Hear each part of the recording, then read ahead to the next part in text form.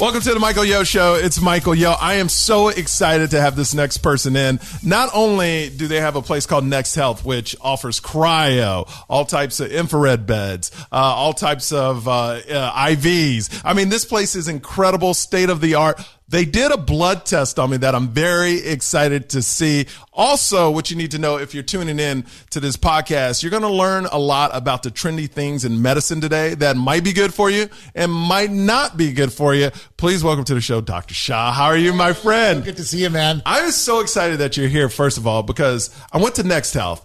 This place is incredible. It's so state of the art. It's like walking into the future. I tell all my friends, it's like walking into the future. How'd you get started? What made you want to start Next Health? Yes, that's a great question. I mean, and I'm so glad you said that because that's the effect that we wanted to achieve is you want to feel like you're in the future of healthcare. So my personal story is I've been a surgeon now for 20 years. And when you first start off as a surgeon, you work all the time. So typical, like all of us in LA, especially and everywhere, you work your butt off pretty much, right? And then you end up getting sick. I ended up gaining weight and becoming like pre-diabetic, high blood pressure, just stressed out, not sleeping. I was a mess like about 5-6 years ago. And I'm like, I need to do something about my health. So I went down the health optimization pathway. And being a doctor, you know, I had access to the conferences and to all the best physicians and scientists in this area. And I totally changed my health like in 6 months. In 6 months, I got off all my medications. I was able to lose 30 pounds. I did it all like pretty quickly because I had access to the information and the technology to do it. And I said to myself, it's ridiculous that everyone doesn't have access to this. Here's what's interesting to me. I have several friends that are doctors, but what was interesting, I went to one of my friends that's a doctor. He goes, you know, the more you see me, the faster you die.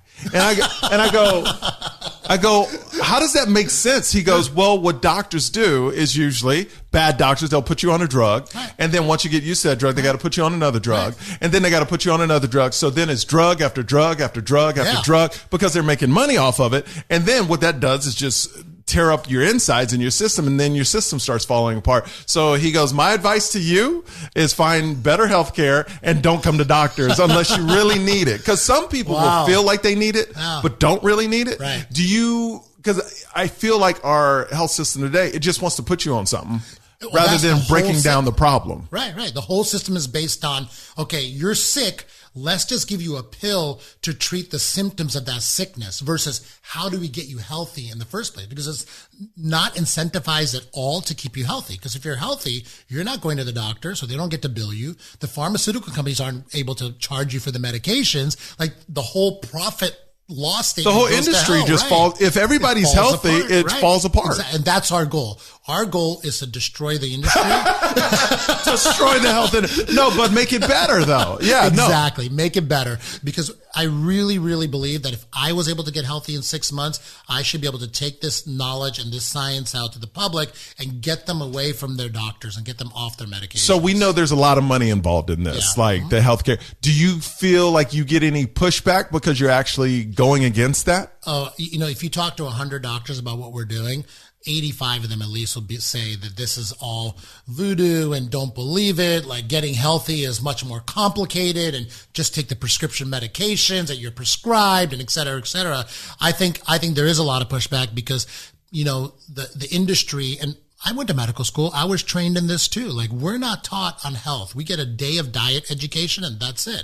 And the industry is all making money and making on you being sick, basically. Yeah. So I'm going to get pushback. I already have got pushback, but the smart doctors like your doctor, they get it. They get it that you have understands to be it. Right. He gets the industry. And look, I'm not going to lie. My friend is already loaded. So he's just now just spreading the truth. It's just like, dude, and I'm a good friend. So he's like, you come to me, the more you go to the doctor, the unhealthier you get because they keep putting you on pills. Now, that's not for all. No. I don't want anybody listening to this podcast go, well, I'm sick. I shouldn't go to. No, you should go. But remember, their goal, a lot of bad doctors, and for a podcast, you're seeing this in quotes, bad doctors, their first thought is, hey, I get paid to give you drugs. Right. And, I don't even think that they're thinking about the payment. I think that's just what we're trained to do. We're trained to make a diagnosis, know the medications inside and out that are going to make you feel better and help you in that way. That's just our training. And I don't think that they necessarily mean to keep you unhealthy.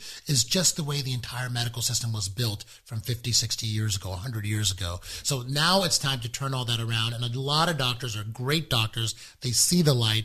They're doing the things that we're doing, and they're getting people back in the right direction. Okay, so by the end of this podcast today, I want to talk about collagen. I want to talk about gut health. Sure. I want to talk about any trendy treatments that have come out that are not so good for you anymore. But I want to start with, because I went into your facility, Next Health, which is phenomenal, and we did a blood test. Yes. And I know we're going to do a bigger blood test, but what did we accomplish in this blood test? Okay, good. So I want to preface this by, there are a lot of different blood tests that you can do. And a lot of people go to their doctor and they get a blood test, right? Yeah. And that blood test is basically the most basic things that we've been testing for like 100 years now to make sure you're not in a bad disease state. Okay? Got you. So what's happened over the last decade or so is that technology has evolved around what we can detect in your blood. And also, of course, everyone's heard of genetic testing has also come to fruition now as well. So we're doing a lot of different blood tests that your regular doctor won't necessarily even know exists or offer, but is really making sure we're optimizing your health, right? Okay.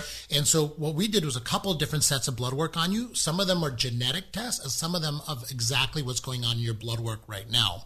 And, genetics is like the buzzword now, so we'll talk about trends and buzzwords. Yeah. Everyone in the world has had some kind of genetic testing done now, right? Like most people have sent their blood off somewhere, got some results back, and most people are kind of underwhelmed. And that's because there's so much out there in genetic testing that you can't really sort all the data. And that's what we do for you, is we sort the data for you. And how does blood actually tell you all this stuff? Okay, so when we do a blood test, we take a little sample, and then you have DNA in that blood sample. So that DNA is run through a DNA sequencer, and it tells us what your DNA sequence is.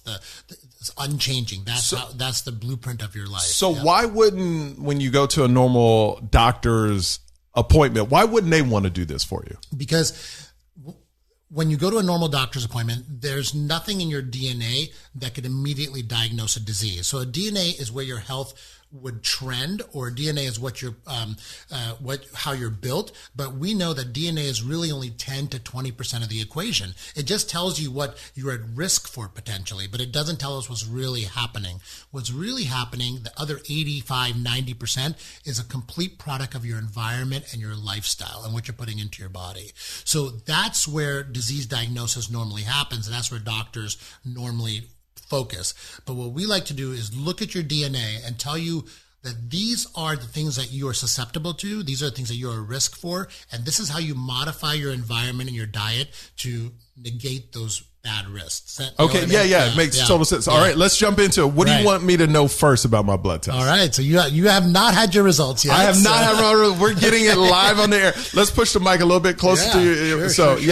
So awesome. what are things that stand out? I'm excited to see this. Okay. So when we do your DNA test, we're measuring about 80 different SNPs, or 80 different little areas of your DNA that tell us things that you should probably know about where your health is trending and what you need to look at. Okay. So for example, we're looking at your diet. All right. So we all come from different areas of the world, right? Like most of us are like mixed up from different areas of the world, right?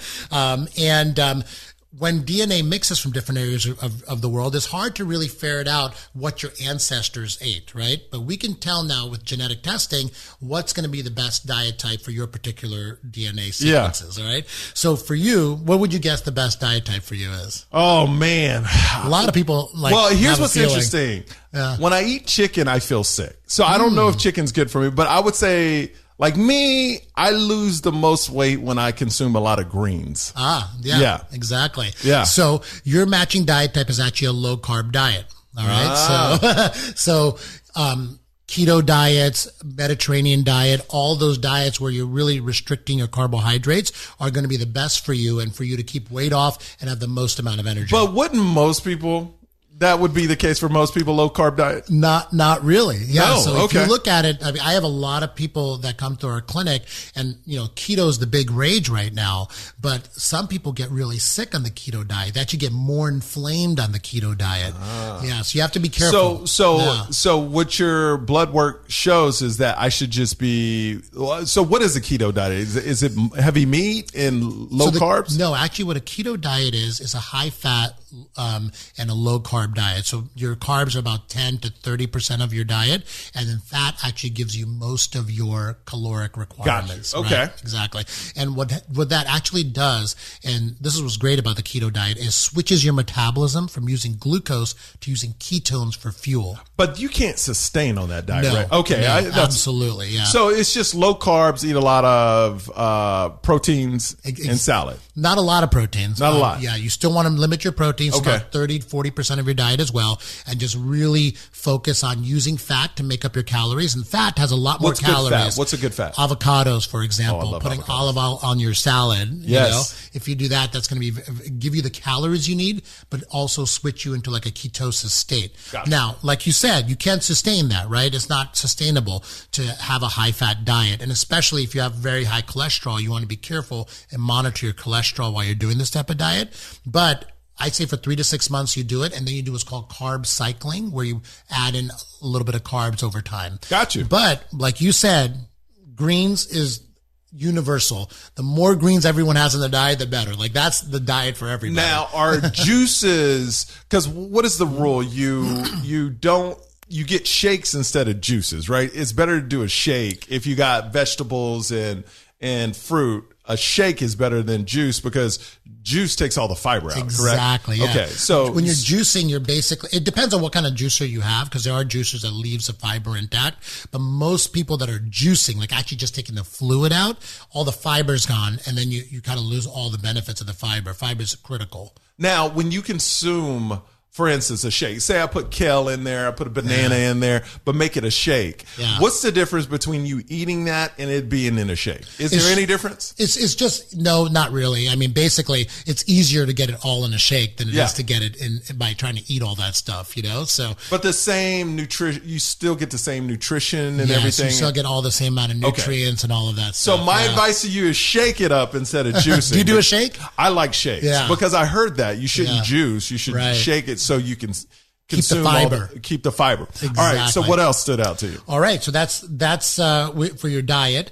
Now, we also saw that there are certain nutritional needs that you need to focus on. So vitamin B6 and vitamin B12, those are two vitamins that you could potentially get very deficient in because your body genetically has a hard time processing those when in your diet. So do you take any supplements? No. Okay. So one of the supplements genetically you should consider taking is a vitamin B supplement. A vitamin B. Okay. Yeah, I got low vitamin B. Okay. Well, no, it doesn't mean you have low vitamin B. But you have a tendency to have that. Right. Exactly. Genetically, you are not able to process those vitamins as well as, I don't say normal, but other people, Yeah, I got you. But, so those are two vitamins, and also vitamin E. You need to optimize your intake of vitamin E as well. So a vitamin E supplement as well? Yes. Now, can I get those from food or no?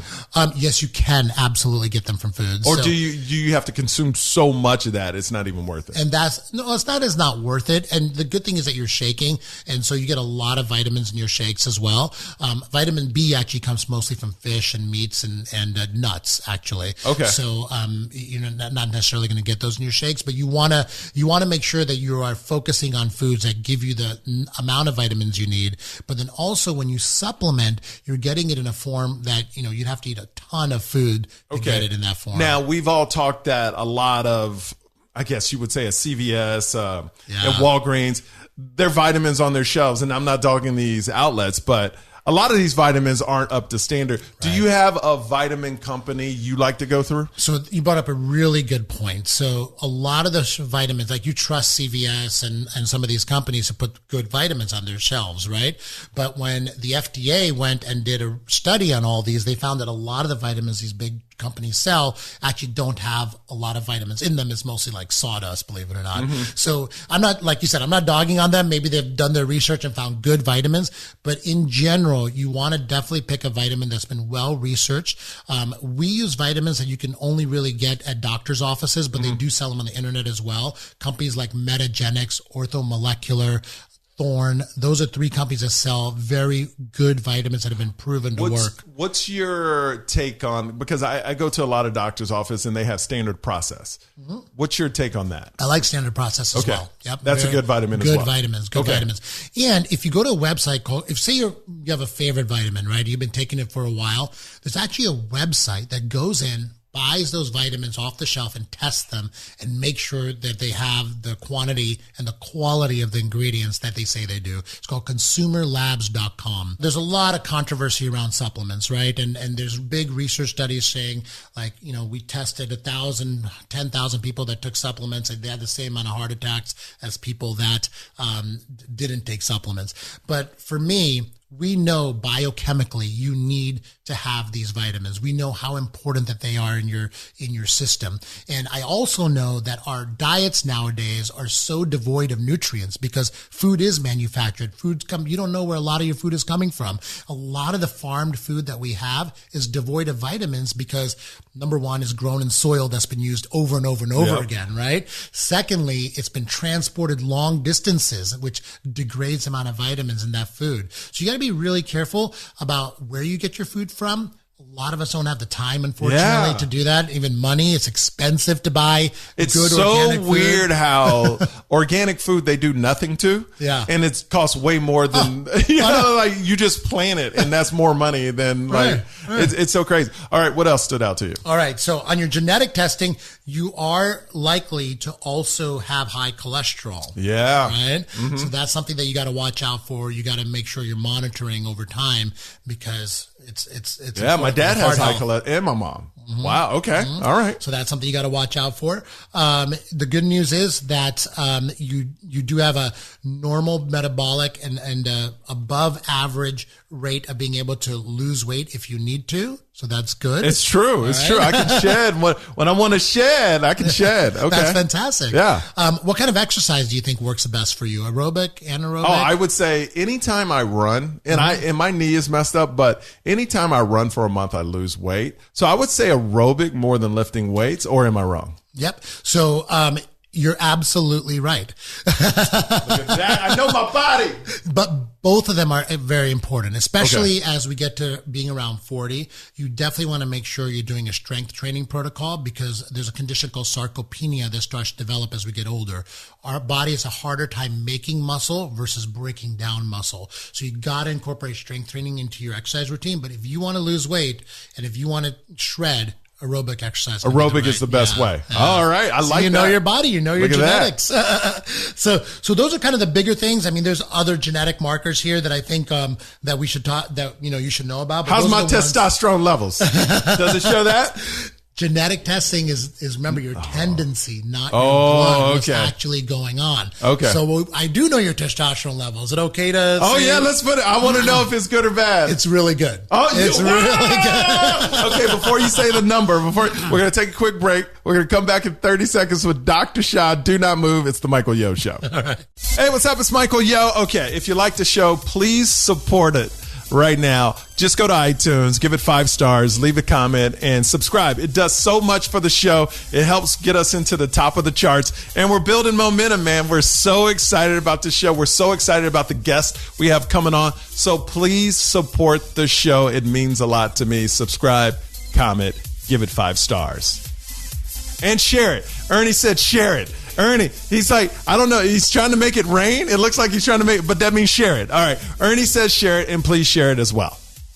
All right. We are back. It's the Michael Yo Show, hanging out with Dr. Shah. Okay. My testosterone, the most important number of this whole test. What is my testosterone number? You are at 800, man. Whoa! That's awesome. 800. That's awesome. That's very good. That's very good. Now, I'm 44. Right. So what is the levels of a normal 44-year-old guy? Normally, 44 years old, believe it or not, they're down in sometimes in the 300s, 400s. Wow. And that's right. Yeah. What's up, wife? How you doing? 800. Okay, so this is good. Very good. It's excellent. And actually what every guy out there needs to know that we're genetically programmed to create less testosterone after we get into our 40s. And every guy needs to get their testosterone level tested because really, even though it's normal to have a testosterone around 300, it's really not optimal. What's optimal is a testosterone that you had when you're in your 20s or your early 30s. And what is that? It's somewhere around 800 to 1,000.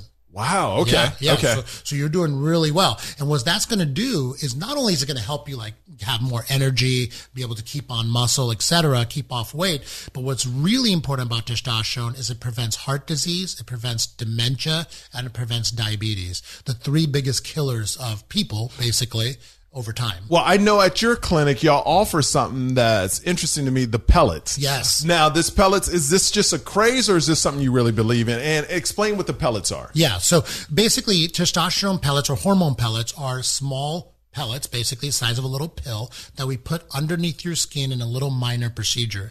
And what they do is over the course of 3 to 4 months, they basically leach out the hormone in an exact dose that you need on a daily basis. Okay. So instead of having to shoot yourself with a needle of testosterone once or twice a week and have levels that are going up and down and all over the place, or use a cream, which really has really bad absorption a lot of times, the pellet gives you a consistent dose over time and it's less maintenance. A lot of my patients that are on testosterone, like creams or injections, they end up not forgetting about it when they're on a trip, or they end up like, it rubs off when they wear the wrong clothing, etc. And the testosterone's all over their place. They're doing more harm than good.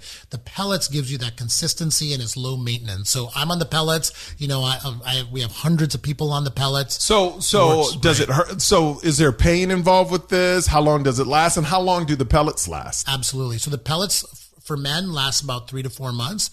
For women, a little bit less time. And the pain in putting it in is very simple. It's just a little numbing medication we put under your skin, and then we put the pellet underneath your skin. And then it might be bruised or a little bit sore in that area for a few days, but it's really not that bad. What are the risks by doing this? Because I have in my mind they're all going to explode in my ass at once. And then I'm just going to be like, I turn into the Incredible Hulk. Is there any danger of that? No, that can't happen. So that's unfortunately, that's not going to happen. But yeah, it's really the risk is like any little procedure. There's a risk of, a little scar developing there. Sometimes if the person who's doing it doesn't do it in sterile conditions, or you sit on something that is, potentially infected, it could get a small infection. I've rarely or almost never seen that, so it's a very low risk procedure with a lot of great benefits. So is there any things you can't do once it's healed? Like because I know you got to wait a certain. So could you still do infrared saunas? Can you do that? And it's not going to affect the pills at all? Not at all. No, it's under your skin. It's not going to touch the pellet at all. And people, you can exercise a few days after the procedure. So you basically just got to chill out for a couple of days while it's healing, and then you can go back to. So how long does it take before you can feel the effects? Like, I know it's different for certain people, but do y'all normally say, wait 2 weeks before you feel, or 3 weeks is? No, we say 3 to 6 months actually. And someone like you, like if you got the pellets, you're ready at 800, right? Yeah. So you probably don't even need the pellets, but say you wanted to get to 900 or 1,000, you're really not going to feel much, right? Because you're almost there. Yeah. For someone who's like in the 100s or 200s, they're going to feel a ton more energy. They're going to feel like they're able to keep weight off. They're going to feel all the benefits of testosterone after about 3 to 6 months is what we tell people. Because I remember talking about this testosterone where guys were getting shots. This is like 6 years ago. Yeah. And I went to my doctor friend and he goes, we don't know enough about it yet, but I went to him like 2 years ago. He goes, oh, dude, go for it now. What changed in that 4 years, 4 to 5 years? I think a lot of research has been done. I think, it was kind of taboo because what happened was people were using it for performance enhancement and using it to basically, get huge, big. It wasn't about health. It was more about being muscular. And exactly. So people were using it all wrong, and we didn't know what the right levels were supposed to be.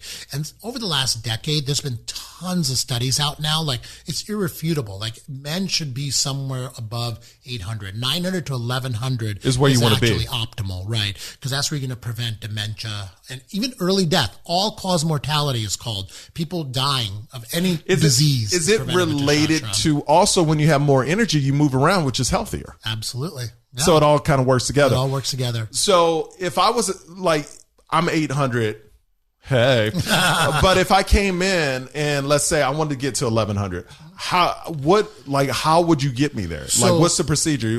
How many pills would you put in me? Right. So basically, the first thing we're going to do is we're going to have you fill out a symptom questionnaire. Okay. And we're going to see if you really need it, because not everyone needs testosterone, right? So we're going to see where you're at, and we're going to make sure this is actually a treatment that's going to be beneficial for you.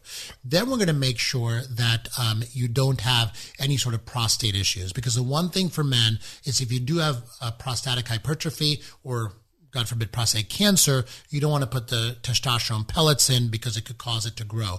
Now, it's important to know that testosterone pellets actually prevents you from getting prostate cancer. But once you have it, it moves it faster. Exactly. So we want to make sure of all that, and we do different testing to make sure it's good for you. And then say you wanted to go from 800 to 1100, we'd calculate the right dose for you, and we'd probably put like 2 or 3 pellets underneath your skin. What is too much? Too much is anything over like 13 or 1400 of a level. That's when bodybuilders are routinely way above that. Wow. And because they're self-treating and self-medicating, and that's where they get into trouble. Okay, so are we done with our test, or is there anything else? Oh gosh, I have so much more for you. Well, because I want to get to some.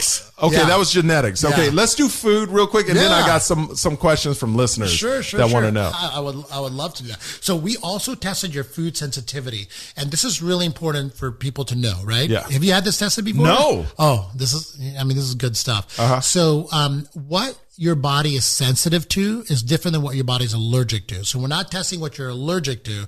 This is what your gut is sensitive to. This is what your gut is unable to really process, and is getting through your gut into your blood system, where your body has to launch an immune attack against it, really? And causing inflammation inside of your system. All right. Okay, let me guess. I'm gonna say chicken and milk for sure. Well, let's see here, because what does chicken do for you? I feel like I just get I feel like full, inflamed. Chicken's actually not on the list, believe it or No? not. No, Okay. It's not, but milk is. Milk. Yeah. Milk. I knew it. All milk, sorts man. of dairy products are on here. How do you do when you do salmon? Because salmon is something that you're sensitive to. Really? Yeah.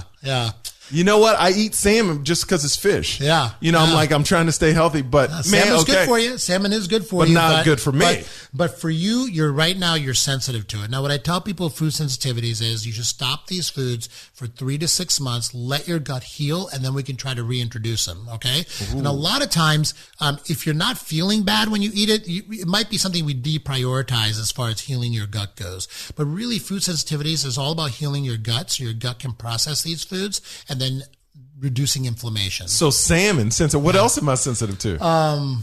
Oysters. I don't eat those. Good. Okay. Egg whites. God dog it. I told my wife, I said, baby, when I eat eggs, that I don't feel eggs is good for me. I told her, and I'm always eating eggs, and any day I start with eggs, it's sluggish. But if I start with anything different than eggs, it works out. But you say egg whites, does that include normal eggs too then? Pretty much. Yeah, exactly. Just eggs in general. So here's the thing, your body's telling you. So what can I eat in the mornings then? Literally. There's a lot you can, you know what? You have to just go through all your different choices, what your likes and dislikes are, but. Okay, eggs. Yeah, there you go. So, almonds, pecans. Problems with those? I knew almonds. I break out every time I eat almonds. This is your biology telling you. I knew almonds. So I told my wife I can't eat almonds. Pecans, though, I love pecan pie. Yeah. No more pecans. Okay. Those are the big ones. Those are the big salmon, foods. Eggs, almonds, and pecans. And pecans. And dairy. And egg whites, right? Exactly. And vegetables-wise, there's onions. See, I hate onions. Oh, there you go. Except onion rings because they're fried. Okay, that's good to know. All right, good stuff to know, right? So what's good for is there anything that you say salmon, but any other fish is okay then? Yeah, absolutely. Okay. So so here's the thing about fish that you need to know, and everyone needs to know this. Fish, when they grow really big, because they live in polluted waters, they get a lot of mercury in them. So a lot of people love to eat tuna sushi. Those are big fish that have lived a long time. They have a lot of mercury, and we see tons of mercury poisoning out there because of that. Yeah. So what I tell people is, if you are a big sushi eater, try to lay off the tuna and do like what's called the smash fish. So that's salmon, mackerel, anchovies. Why are they called the smash fish? It's just an acronym. Salmon, mackerel. Yeah, okay, exactly, okay, gotcha. Yeah. Herrings, I think. What's the last S? I forgot. But you want to stay on those fish actually because they're smaller. They're smaller, and salmon are actually raised in farms now, so that they don't get a lot of the mercury poisoning. So since I can't eat salmon, I should eat mackerel. Yeah, mackerel's good for you. Yeah, what about halibut? Halibut's fine. Okay, perfect. I think halibut's a low mercury content fish. Okay, too, perfect, yeah. perfect. What I do is, I have like a chart of all the fish that are good for you and that have lower mercury content, and I actually like have that. I take that to a sushi restaurant. I have it on my phone. Look at that. So I can know. Text me that, Dr. I'm going Shah. to text you the good fish for you. Yeah. All right. Anything else on this test? I think that's it on your food sensitivities. Yeah. Good stuff. All right. I'll look at the rest of the folder, but I want to get into some questions from listeners. I get collagen. Mm-hmm. Okay. The big thing is you can either take collagen, put it in your coffee, or you can put it like they have it in creams. Yeah. Do you believe in collagen yet?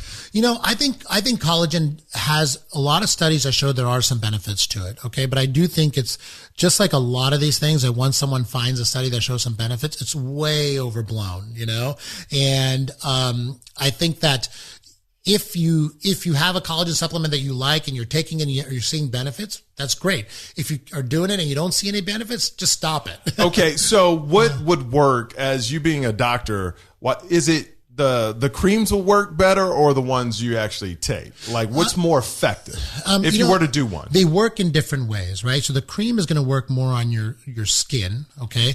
And the collagen that you take orally, that's going to work on your skin, but it's also going to help collagen throughout your body, all right? So I would do both. You would do both? Yeah. Okay. Yeah. My wife does both. There you go. Yeah. Now, do you do collagen as well? I don't actually do collagen. No. Okay. No. So what are some trends that were big at probably like 3-4 years ago that now aren't around? Like I know vampire facials were really big, but then a couple of people got HIV from it and then they kind of went away. Is there any fad right now that's big that you're like, we need to hold off on, like CBD? Yeah.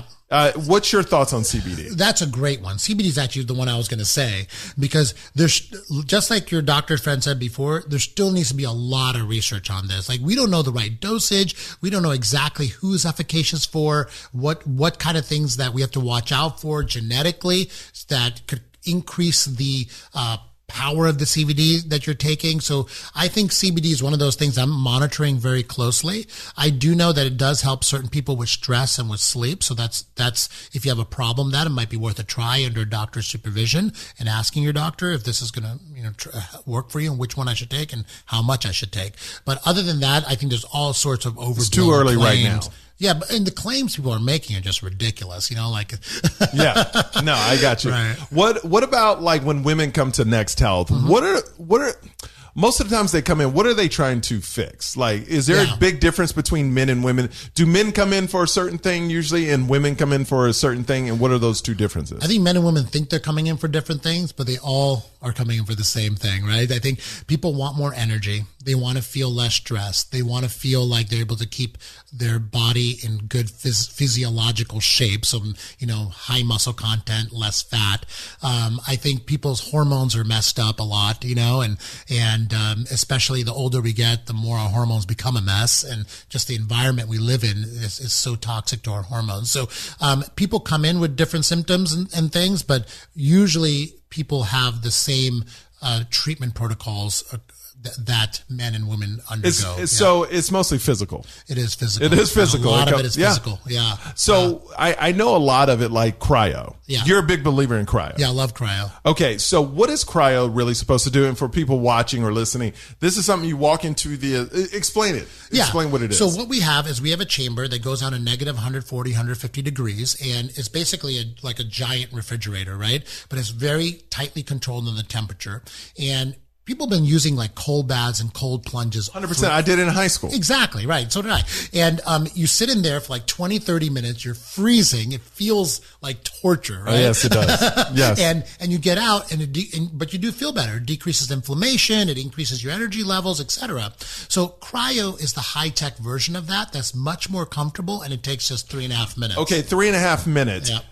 Is that get the same effect as sitting in ice for 30 minutes? So there's studies being done about that right now. Some of the studies show that it definitely does. Other studies are a little bit questionable, but people have to see how their body feels. And I think it's different for everybody, right? Everyone has different reactions to different treatments. But from what I see, most of the people that we treat with cryo do amazing with it. They love it. And most people don't have access to an ice bath either, right? Or now, 30 minutes. What's different for yours is your head is actually in it. I see a lot of the difference between Next Health and other places. Other places, people walk into a chamber, but their head is sticking out. Yeah. Where yours, when they walk into your chamber, it's the whole body. Exactly. What is the difference? Like, is there one more effective than the other, or? Absolutely. So having your head out of the cryo, most of the temperature sensors in our body are above our neck, right? So when you have your head inside of the actual machine, then your body's actually sensing this temperature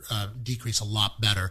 The other problem with the ones where your heads are out is actually using nitrogen gas, and the nitrogen gas gets pumped in by your feet. So your feet are freezing, and then it just comes up from there. So it's not an even temperature decrease on your body. So when you have a full body chamber, which is the best technology, I mean, really, those head-out chambers are cheapo technology. Gotcha. So nitrogen gas, it's like this little tube. You step into it. It's pretty cheap for people to buy that and set up a cryo facility. And when they step into your chamber, is it nitro? No, so it's actually electric. So it's actually electrically cooled. So there's less danger of actually nitrogen gas, being in the chamber with you, et cetera. And you just get much better whole body cooling with the whole body chamber. Okay. I did try. I only lasted 2 minutes and 56 seconds. So you'll build up. I'll build up. Can you last the 330 in it? Yes. Yes, I can. Okay. You're making me feel a little less than a man right now. No, but it took me a while. It took me a year to get there. I started off in 2.5 minutes. Yeah. So how many times a week would you say you do it? We have people that do it 3-4 times a week. I would do it 3-4 times if I could, but I normally just get in once a week or so. And a lot of people say it helps, relieve stress as well. Absolutely. Yeah, so, it's just a total biology, physiologic change machine, For some people that, don't have the money to go to Next Health or a facility like that, what are some things they can do at home to relieve stress? Oh, gosh, that's a great question. So, if you want to simulate what cryo does for you, believe it or not, a cold shower works really well. Just when you're in your shower, just turn it to freezing cold. Sounds miserable. A few minutes. Get that physiologic change, and it does kind of switch something in your brain, right? But as far as other stress mitigation type of strategies, there's meditation, of course. Right? Do you meditate? Yes, I meditate every day. You believe in it, huh? Huge believer in it. Yeah. What type of meditation do you do? I use transcendental, actually. Okay. Yeah. So transcendental meditation is one form of meditation where you go to a trainer and they actually show you how to get into a meditative state. I've tried other forms of meditation like chanting. I've tried, thinking about just one thing, focus meditation. There's all different kinds, and it's so easy to learn now. There's apps that you can learn it for free. Like try it. And my advice to most people is do it religiously every day for 2 weeks, and you gotta feel a difference. How long do you meditate a day? 15 minutes. And that's all you need. That's all you need. Do you meditate? No. Oh. No, and I want to, but it's like I can't find 15. Well, of course I can. Yeah. I can find 15 minutes. Yeah. I'm just making excuses. But I hear everybody says it's a game changer. It is a game changer for almost everyone that does it. Yeah.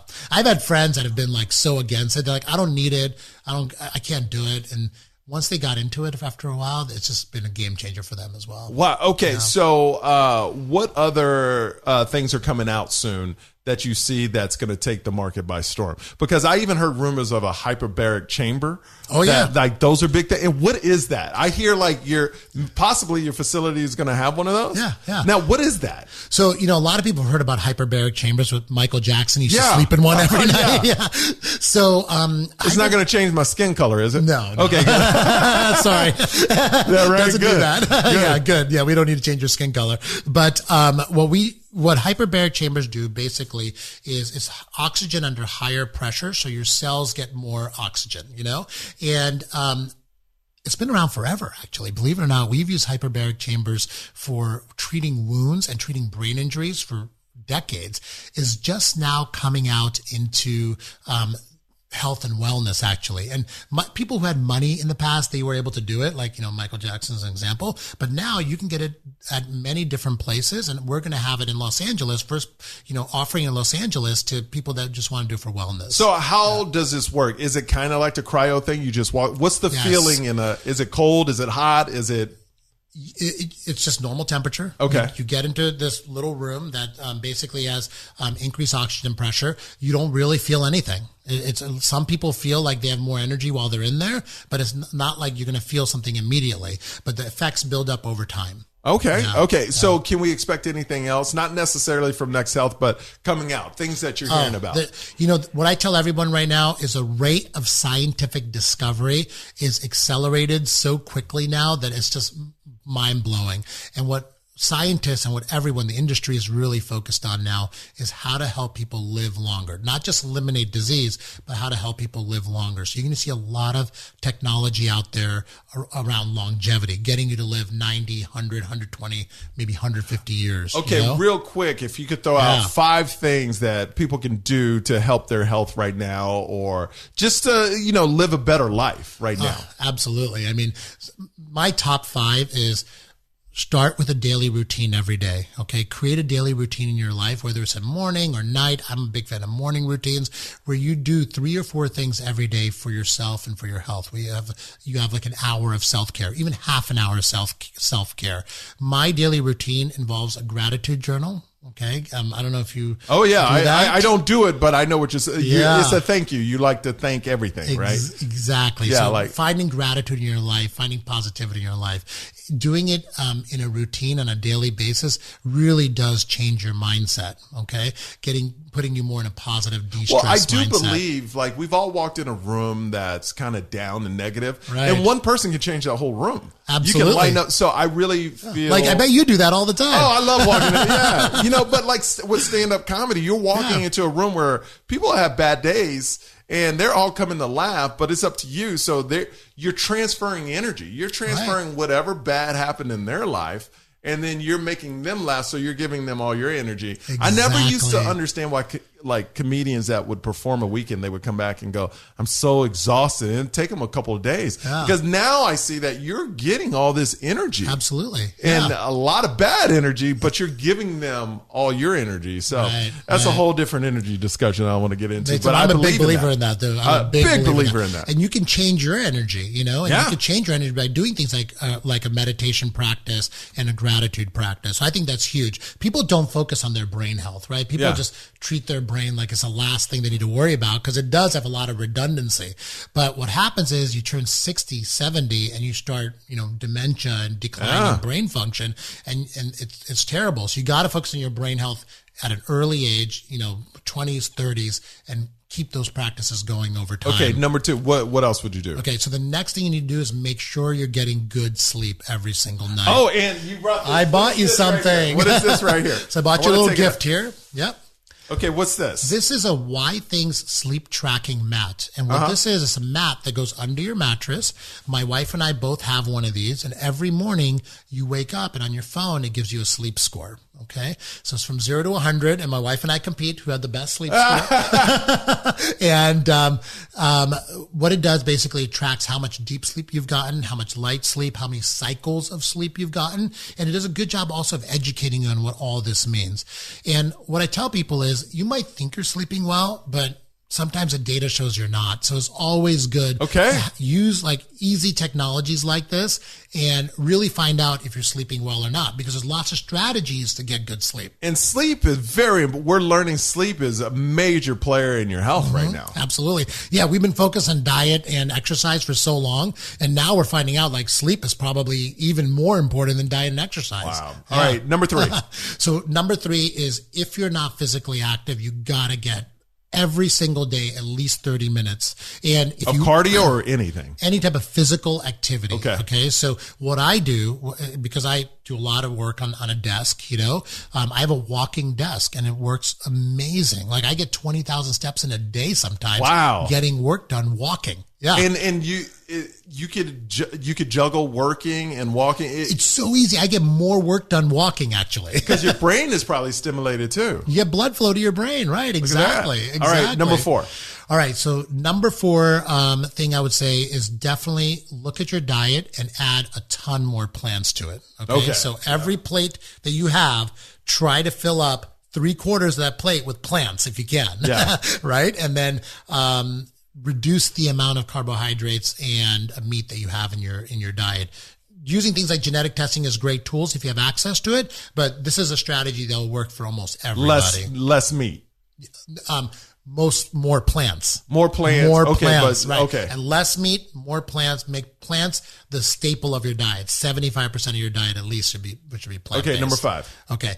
Number 5, let's see. If you had to pick, meditate, maybe do some meditation. Yeah, we already talked about meditation. I'm going to say actually ask your doctor to get your hormone levels measured. If you're over 40, get your hormone levels measured. And even if you don't want to do testosterone supplementation or exogenous hormones, there are a lot of things you can do to improve your hormone levels by just naturally, okay, with diet, with supplements, and with exercise. So I would think that's a really important step that most people miss in their overall health routines with their physicians. All right, Dr. Shah, how can people follow you on Instagram, and how can people find your business? So go to Next Health, next-health.com. We're on Instagram at Next Health, and through there you can find me. I'm at Dr. Darshan Shah, MD. On Instagram as well. All right. Thank you so much for stopping by, man. I appreciate it. This is fun. You need to stop by more often. Anytime new technology comes out or anything like that, about it. I would love to have you on. You got this is fascinating. All right. I'm there. All right. It's the Michael Yo Show, celebrities, pop culture, comedy, and of course, health and fitness. Thank you so much for joining. And remember, subscribe, like, also leave a comment where the podcast is doing so well. And thank you so much. We'll see you next time.